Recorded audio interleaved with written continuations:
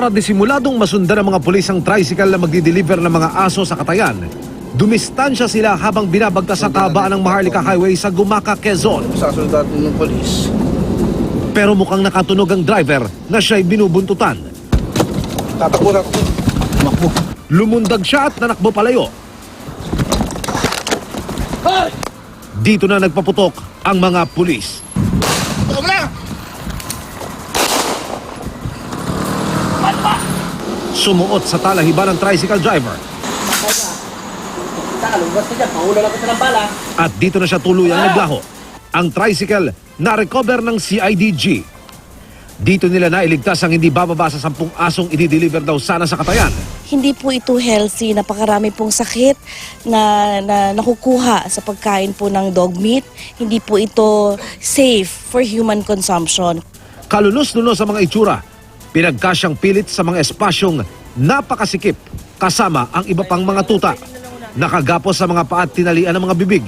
Sa pamamagitan ng ID na nakasabit sa tricycle, kinilala ang subject ng police operation na si Joey Medina. Dog catcher po siya.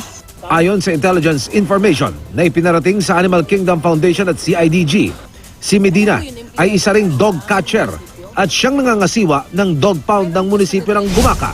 This is the first bust ever na masasabi natin na na-confirm natin na ang mga aso ay kinukuha sa isang dog pound at doon nagiging source ito ng dog meat trade.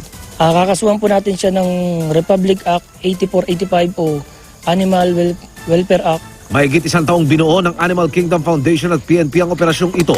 Hindi namin makuha kung sino ang taong involved. So it turned out that the government employee himself who's running the pound, who's managing, and who's catching yung mga aso is the one selling the dogs for the dog meat trade. Sa dog pound ng munisipyo, higit 10 pang mga aso ang na-rescue. Ire-rekomenda ng Animal Kingdom Foundation sa munisipyo na maipasara at ma-improve ang dog pound. I don't think this is a pound. If you have noticed yung ating yung condition ng dogs, yung facility, hindi po ito compliant. Patuloy na sinisikap ng GMA News na makuha ng panig ang Gumaca Municipal Government. Ako si Emil Sumangil, ang inyong saksi.